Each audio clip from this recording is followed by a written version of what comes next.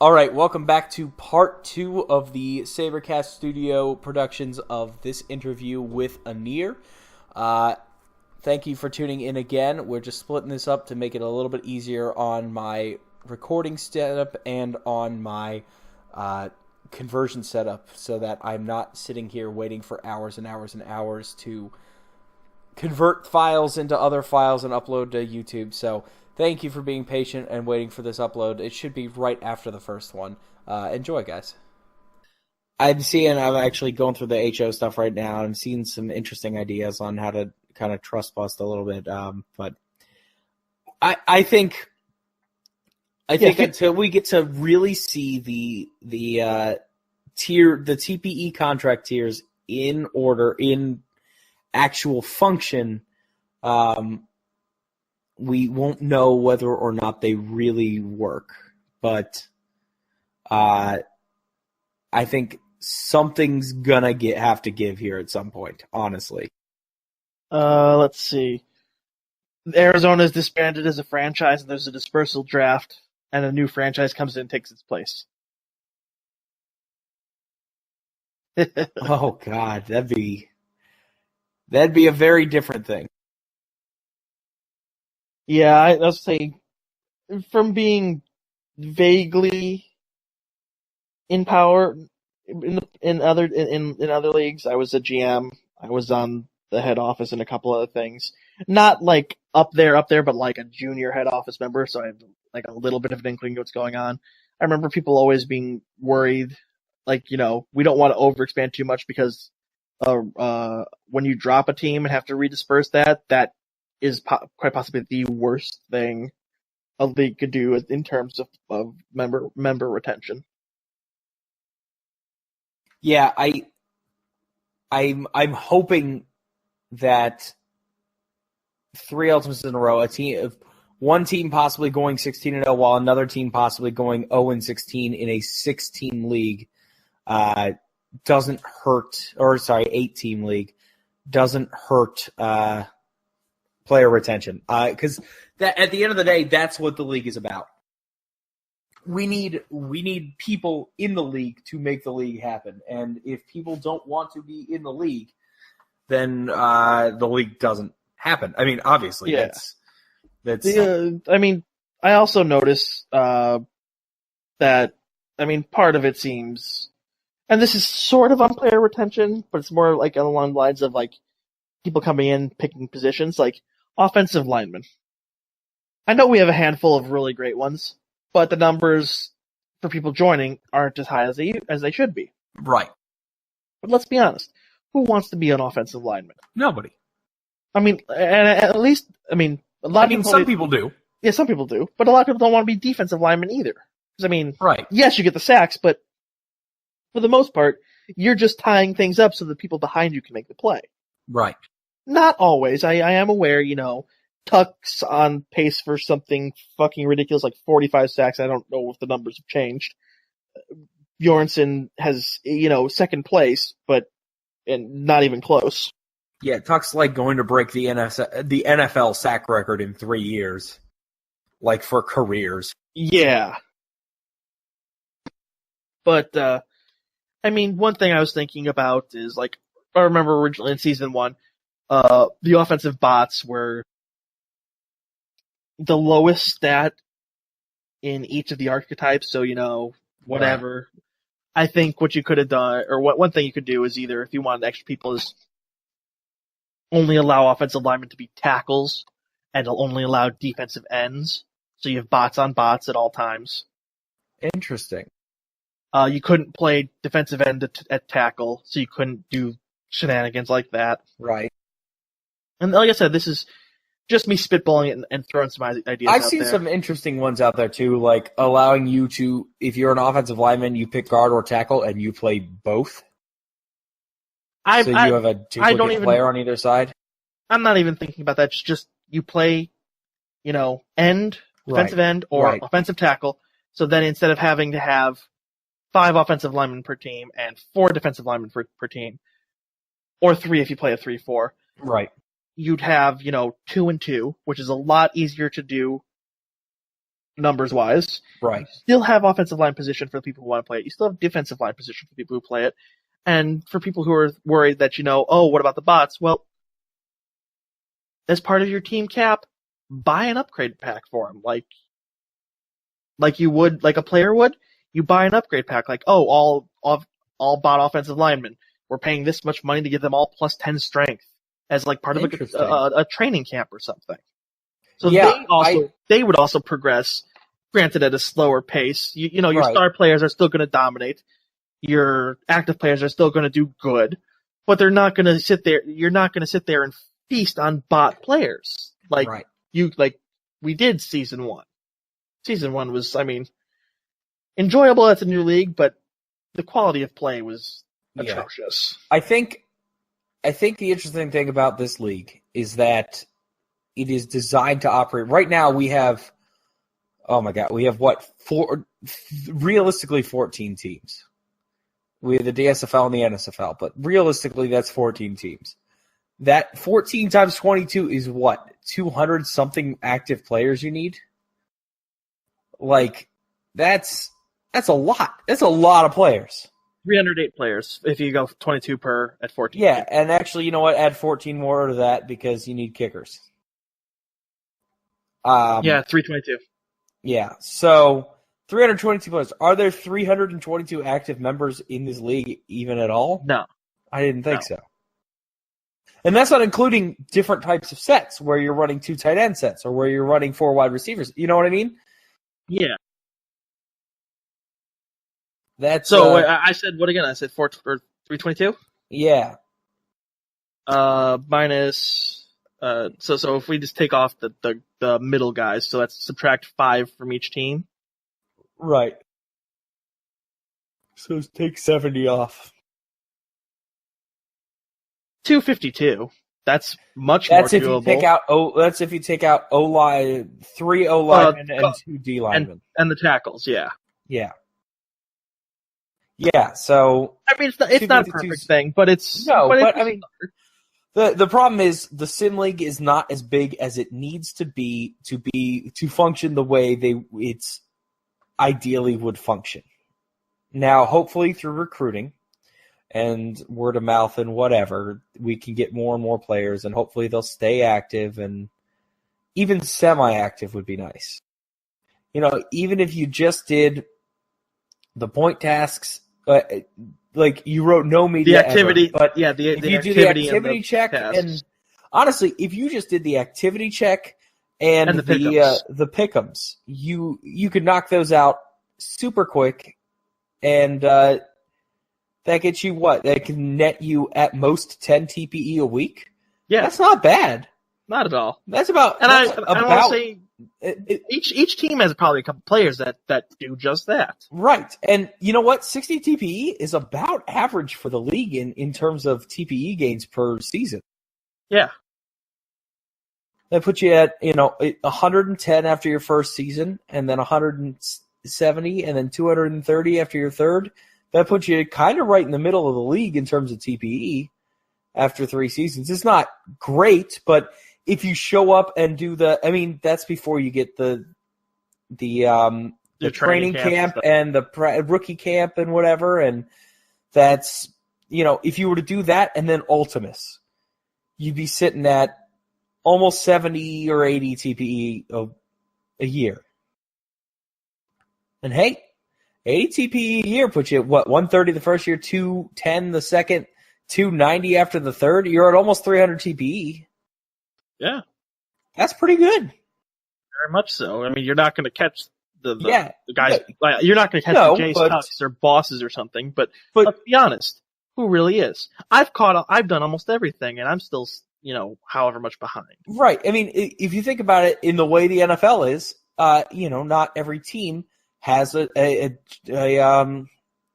Richard Sherman on cornerback, but you're not going to have that, but people have solid corners. For every Richard Sherman, there's like 5 Nevin Lawsons. Guys who aren't shutting people down, but who are serviceable in the league. Yeah, there are upgrades out there, but they work with the team. Right. And that works in the NSFL too. You're not going to be as good as the people who are on here every single day, who are doing every single point task, who are knowledgeable enough about the league that they can get the pick'ems right every time. That put out enough media that they can buy every piece of gear and buy every weekly training. But if you take, a $1 million, $2 million a year contract, you use your $2 million a year to buy your 10 TPE in your weekly training, and you Actually, I was to say, if you have limited funds, I think the 3 per week is better, because then you could get 6, and you end up getting 12, as opposed to that you can only afford the 10. That's true. Granted, it's over 4 weeks versus your 2. Right. So you add 12 on more. You can, if you are semi-active and do the big point tasks and do all right on your pick'em, you can get up near 100 TPE a year without having to work too hard, or a season without having to work too hard. And that's something the league kind of needs as a whole, is just some people to come in here and even just do the 60.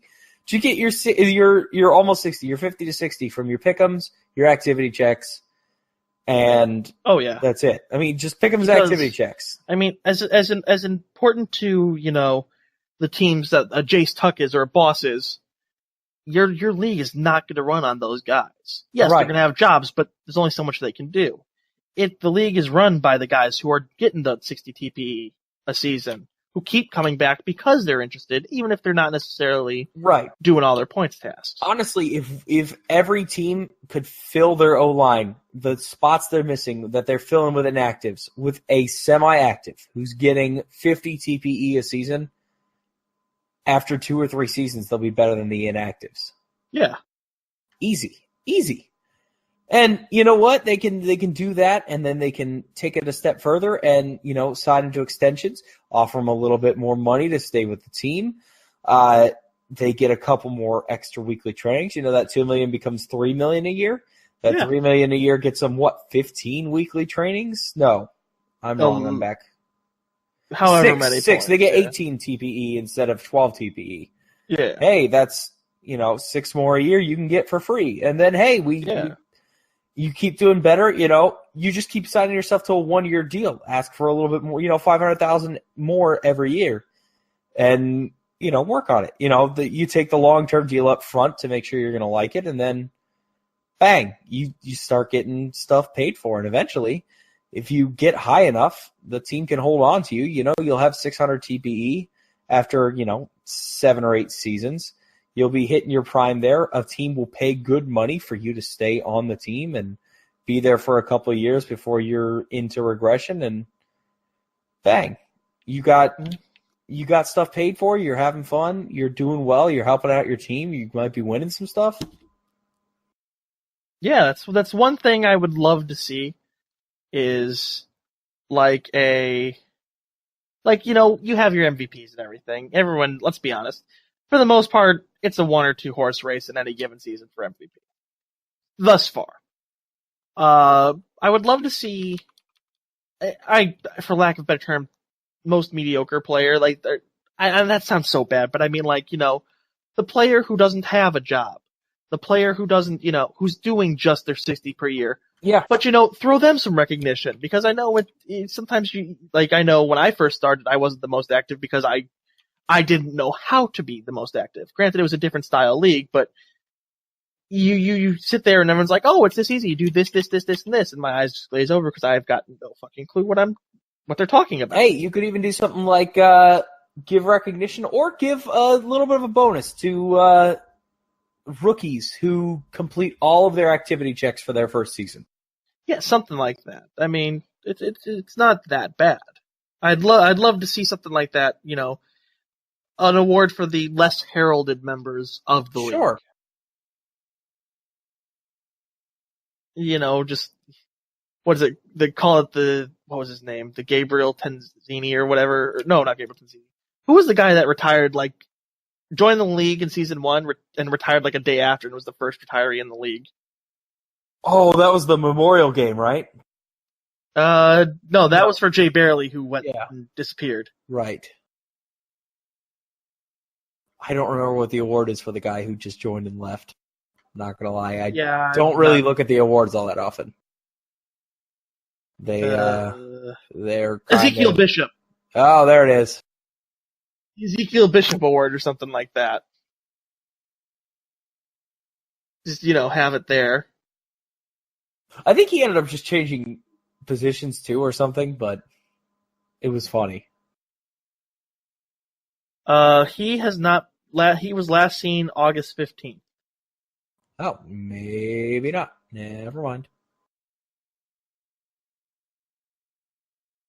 And I mean, I can understand. He said it's not his thing. All the more power to him, especially that he caught on. He realized really quickly, this is not. I'm not going to enjoy this, and the team didn't draft him and get stuck. Right.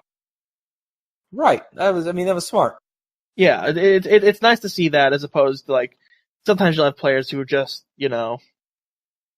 stay and just stop caring and stop showing up. Now, life happens, sure, but I'm not talking about those situations. I'm talking about the situations where they just like, I'm done, and don't even tell the team that they're done. Right. Oh yeah. But yeah, there's also, that's always an interesting thing, and I'm also really it'll be happy. I'm really happy with the league, what they're doing as a whole. Yeah, it's working. I'm having a lot of fun. The only major gripe I have is sim engine based, but yeah, there's not much we can do about it. As I've probably expressed to multiple people, and I'm not upset at you or anything. I've said it so many times now. It's kind of become canon or not canon, but it's kind of become my credence, which is the sim was not designed for our league at all. We took the best available tool. Yeah. And Well, we did. I mean, kind of, yeah. I like I said, I've always thrown it out there, and people laugh at me, but I'm pretty serious when I say I'd like to give Madden a try in this. Because yes, Madden has its stupidity moments as well, but you get you get a bonus for being able to see your player, which is always great. I guess the bigger difference, the harder thing with Madden is it would need. There's two big downsides to Madden. I guess we'd have to do it in like Madden 06 because that's what we'd be able to stream. Yeah. That's a big thing. But number two is just the sheer amount of work that would go into making it function. As of right now, Aenir can just upload an Excel file. Essentially, he does some tweaks to it, but he can just upload some stuff to the save file, and everybody's updated in one shot. Yeah. There is a big go through probably and tweak every single one. Although I'm sure there's a way to do it, a mass update kind of thing by tweaking a save file. But yeah, it's that's not the easiest. It'd be an interesting experiment to see what would happen. I think one of the other issues with Madden is that no matter what, it has 32 teams. No. No? Basically what you do is you create a custom team and you just play them in exhibitions off each other and you manually do all that stuff. Gotcha. And you can just let it sim through the whole game? Yep, and then basically, and then that's the other thing that what originally brought me to thinking towards Madden is the limitations at the time that the time was like season 1. I didn't know anything about the sim. No one really knew much about the sim.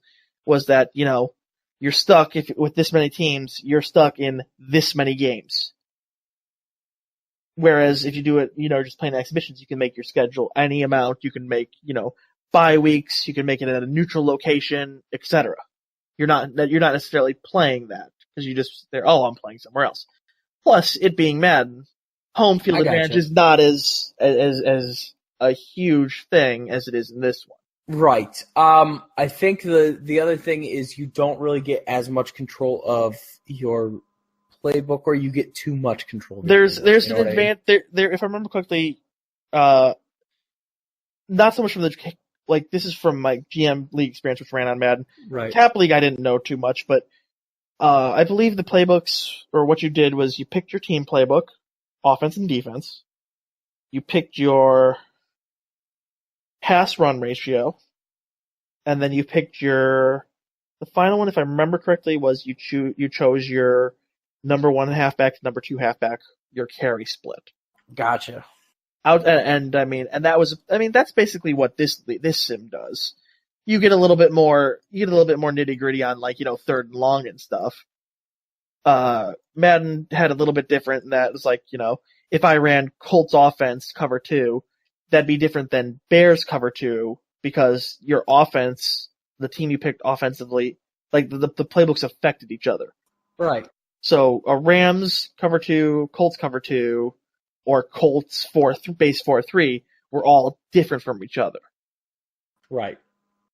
So you get those wrinkles. Right. Well, I don't know. It's obviously there's a lot of stuff to consider. Oh yeah. And as a front office member or HO member, please feel free to take any of the ideas, bring them up if you'd like to. I want this league to be the best it can be. Right. Yeah, I think we all do, and that's why I joined the HO. Well, that's why I applied to join the HO, and I think that's part of the reason I got selected for it. Was I truly want to see this league be something. I have a lot of fun here. I spend a lot of time here, so I wanted to be a part of that. It's definitely something that we can work towards. Apparently the 18 version does work better. The 16 version was their first dry run, essentially, at a pro football one. So, have you tried 18 yet? I haven't. I need to download it and give it a shot. I've downloaded it. Let me rephrase that. I have downloaded it. I have not tried it. Okay, because I was going to say, the biggest ones for me, and as we mentioned earlier, I think the cornerback blitz, that's they got to fix that. We can remove that as the HO, though. Yes, it can be removed. Angus also said he looked at it, and he could potentially switch it so that linebackers are covering flats and safeties are covering the deep zones, like when he pasted that list of things. I don't think he's done it yet, but that's hopefully an option. So that's one, and then home field, obviously, I don't know what's going on there. And the other big one that we haven't touched on yet is the originally created position tags that are a thing, not a thing. They are, from what we can tell, they're not a thing. They exist, but they just, after a slight transition time, as you would expect, you function just normally. It doesn't seem to affect things significantly. We've looked at it, and Angus, time consumer, whatever, will tell you that in his very highly controlled experience with it, the position changes he's tested have shown no significant change. Aenir showed that there have been no significant changes between 3 different positional groups making swaps. People have run tests. It's something coming from nothing. Actually, most of it is coming from an off comment I made in a discussion on, I think on Discord, where I said, hey, people were asking, like, what would happen? I was like, well, I'm up. I have the sim. I can just do this really quick. Fuck it. I'm going to do the quickest, dirtiest thing ever. It was after week 2. People were throwing a fit. That Jace Tuck got 0 sacks, or not Jace Tuck, that Maddox got 0 sacks on the SaberCats. So I went, fuck it. Here's really, really quick and dirty. And all I did was just recreate his stats. Create him as a directly made up defensive end. And guess what? He did better. But guess what? He did better in a 20-game simulation, not in 20 seasons of simulation of cumulative stats. In a 20-game exhibition week 2 simulation that was about as uncontrolled as it could possibly be, because I did not have your strats changed for that week. They were from the week before. Okay. And they were our strats from the week before. So there was no, I mean, it was from the preseason stuff. It was not, should not have been taken at more than face value when I said, well, yeah, he's averaging a sack more and a tackle for loss more a game. Well, he was averaging almost 0 sacks and 0 tackles for loss. So he went up to 1 sack and 1 tackle for loss in the 20 games. But, I mean, you never know. Maybe that's a strip sack. fumble return touchdown. That's a big change. Yes, except that never happened. So it was. I guess my point is, while that could have been significant, my test was so uncontrolled that it honestly was more likely that you would get autism from vaccines. That test had more controls than mine did. I was going to say the other one I wanted to ask about is the personality stuff. It turns totally off, and I did some. I did some rooting around with that one. What I did was I looked at top performers in the league, and I compared them to each other with I found. So I looked into basically. I picked a positional group. I found the top TPE guys in the league and compared their stats, and then went and looked at their personality differences and like competitiveness and leadership and stuff like that. It turns out that there is no conclusive evidence with that. Okay. Yeah, the personalities. Apparently, some players just have on years and some players just have off years, and that's just a thing that happens. Yeah, because that was. I remember like seeing it after like I think our game against you, just like maybe that was sort of an explanation why I as a quarterback was so inconsistent. You'd think, but here's what's up. Like, let's look at I looked at cornerbacks because I know the most about them. By playing one.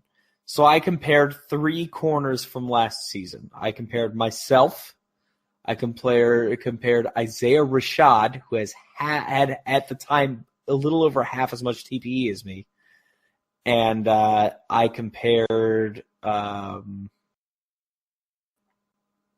don't remember the other one I compared. But even just between me and Isaiah Rashad, I put up, 3 INTs or 2 INTs, I think. 2 INTs and 22 pass deflections or something like that, or 23 pass deflections. He put up 6 INTs and 19 total passes defensed. That's an incredible difference, especially for someone who has almost half as much TPE as me, who has lower stats in almost every category than me. With the exception being like strength and tackle, which we have come to the conclusion is not really that. Tackle definitely doesn't impact your ability to get interceptions. And strength, we don't know 100%. But we looked at that. I went into that. I was like, all right, what's the difference in our personalities? Well, in the ones that you would think would affect on-field performance, leadership, sportsmanship, competitiveness, and one other one. I don't remember all 4 of them. He actually had lower than me in every single one of them. So, was he more tenacious? I don't know. He wanted more money, so maybe that was it. But I looked at other corners around the league. Everybody's all over the place with personalities. They don't affect that. And I think that was. I think it's okay. I think we'll be okay on those. People were wondering about it. If it makes a difference, it's so minimal, it's almost non-existent. It's so inconclusive that there's nothing I can really say. So, yeah, I mean, I like that it's all being looked at as opposed to it is. It's definitely being looked at, and that was part of the reason I bought the sim, because I was legitimately curious what does what and how. So, yeah. Everything does. I mean, any situation that gets brought up does get looked at by the HO. We don't just ignore everybody and say, fuck it, we're just going to talk about the things we want to talk about. I mean, if enough of a stink is made about it, it gets talked about. And it gets researched hard, and anything involving the sim on that end, Aenir is pulled in, and he'll put in, like a day's worth of work just simming season after season after season, just to see what the hell happens. And, it's looked at fine-tooth comb as much as we can in as controlled situation as we can, and a decision is not made until we're sure. I keep hearing you mention controlled situations. Well, what if we don't want controlled situations, damn it? This is football. We want organized chaos. Yes, it's true. We do want organized chaos. And that's why the CB Blitz is staying. Oh, you heard it here first. That's an official word from an HO member. For the rest of this season, asterisk.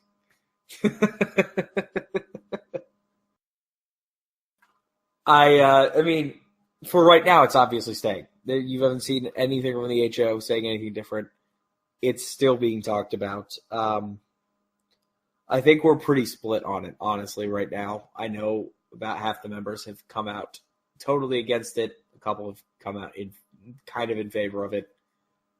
I sit somewhere in the middle, so I don't know. There's the HO. Make a controversial comment and backpedal immediately. Yeah, I'll backpedal immediately. Controversial comment? No, we know that as of right now, corner blitzes are staying. They're still in the game, right? We saw one today. That's still controversial. That's not controversial. They will stay till the end of the season because we know the HO doesn't make sweeping changes until the in between seasons. So that's not controversial at all. If anything is controversial, it's that I enjoy seeing them even if they fuck over my team because they make the game weirdly exciting in an odd way because you get to see a defense take a risk on a crucial down and an offense take advantage of it. And that's football, man. Yeah, but how often are they left? Okay, people will be open through scheming or falling down, but how often do you just straight out say, I'm not covering this guy? That's fair. That's not a common thing. Yeah, I guess that's weird. But how often are they not covering this guy?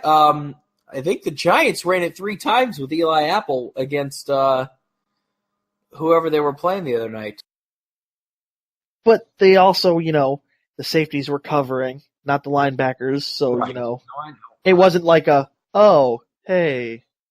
I know. But I guess the biggest difference is the safeties got to the quarterback almost immediate, or not the safety. The blitzing corner got to the quarterback almost immediately. Yeah, that's the other thing. I'm not sure if it's just not fair because it's just seeing the dots. Is that even on the cornerback blitz, the cornerback that's blitzing starts 5 yards off, drops a little bit, and then decides to run.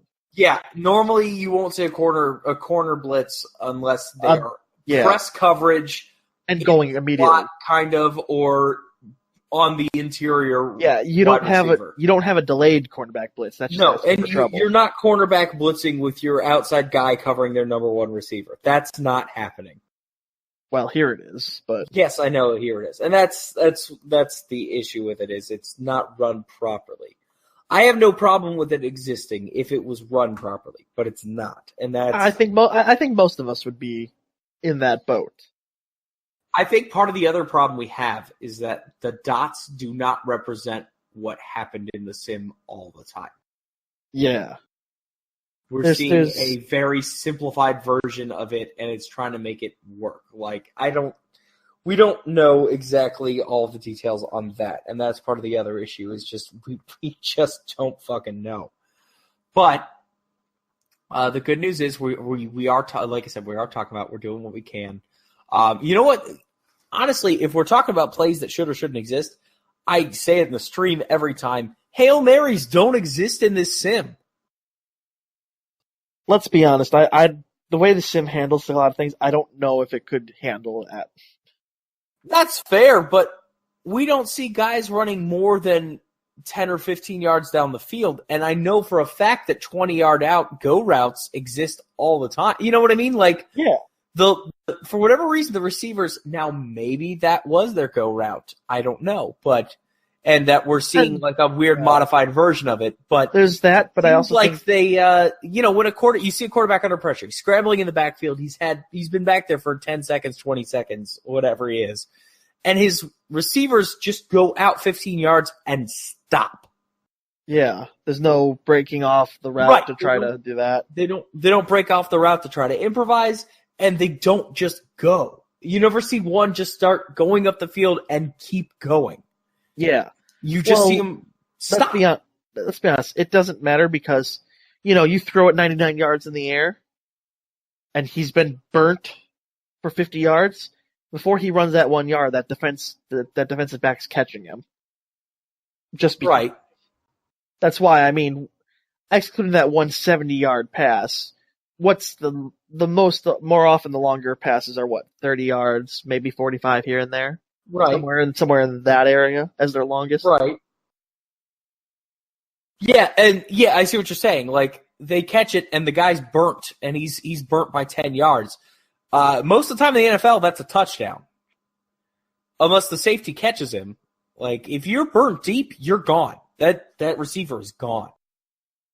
But here, they're not. The recovery speed is amazing. It really is. And the loss of speed on somebody who has the ball, for some reason, immediately that ball weighs 500 pounds and they're not going anywhere. So, I think this is where you can come clean and tell them that the depleted uranium football has not been a success. I guess, yeah. It's definitely an interesting one.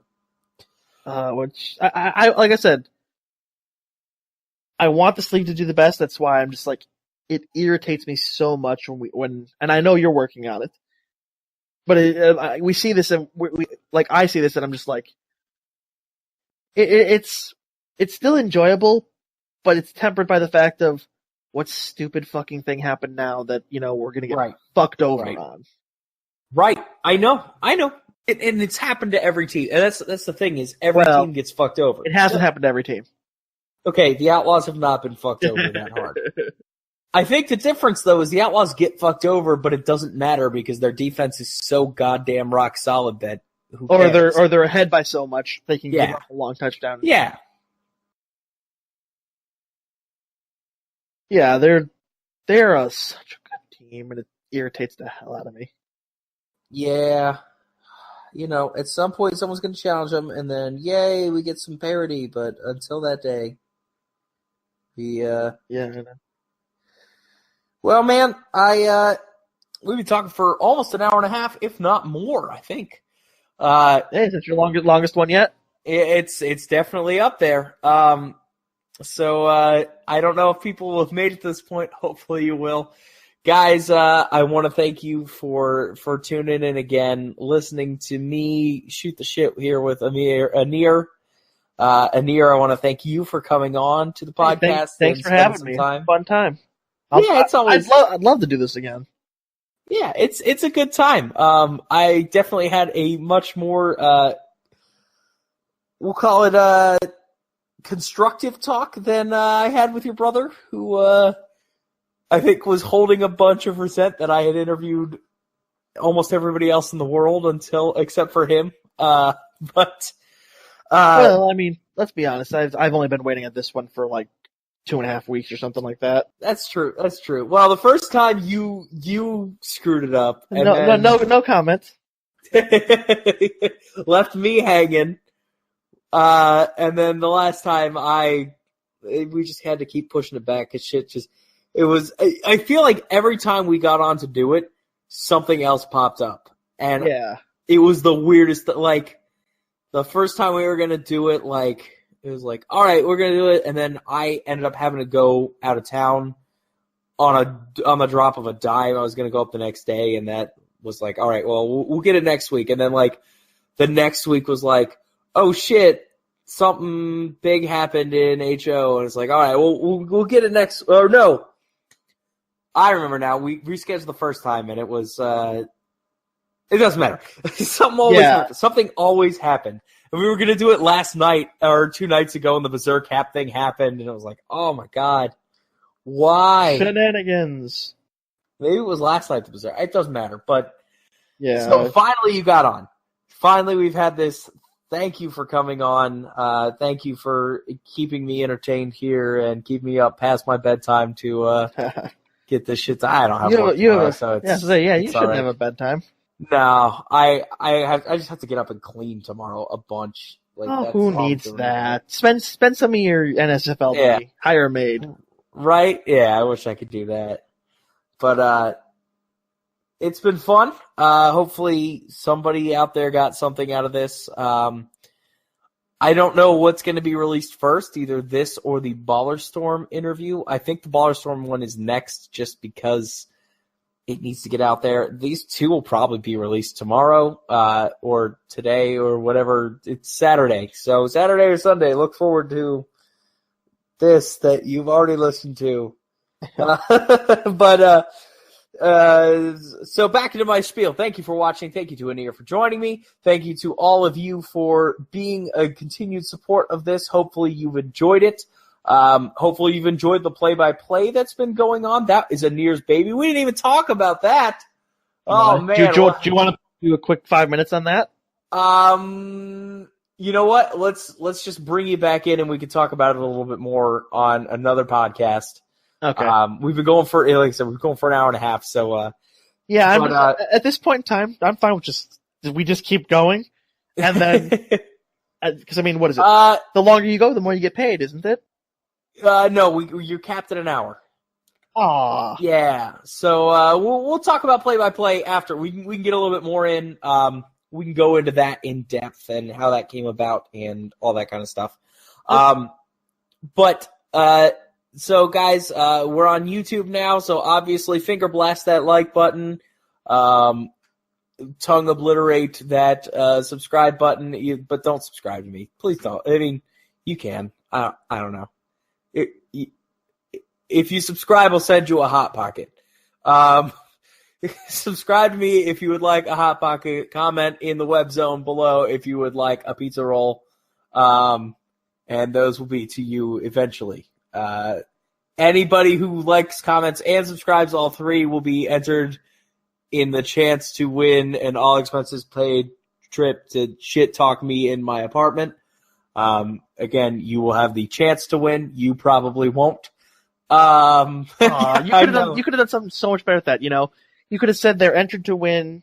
You know, if they win the contest, we will replace all of your furniture with exact duplicates while you sleep. Oh, you got me. It's late, and I'm not. My wit is not here. So is it ever? Yes, it is. It is. No, it's not. Everyone, be careful in the battle of wits. Sweetwater is unarmed. I am unarmed. Hopefully, you all enjoyed a look into the crazy porn viewing I was doing, and I didn't actually watch any, but that was fun to put a bunch of porn up in the background. I was gonna have a different gag for after every play-by-play. Anyway, this is dragged on forever at this point. Guys, I will see you all later on the flip side next time. Peace up, A-Town down. More dumb references that I should not be making. Oh, yeah, there's the groan I was looking for. All right, guys, it has been legitimately fun, and here it has been legitimately fun. And I got through the podcast, and the button wasn't used. It was not used at all. You got to the end of the podcast, and the button wasn't used. So congratulations, Aenir. You have made it through in celebration. Why did I mention it? Thanks, guys, and good night. Hold on. I have to hit the button. I shouldn't have said that.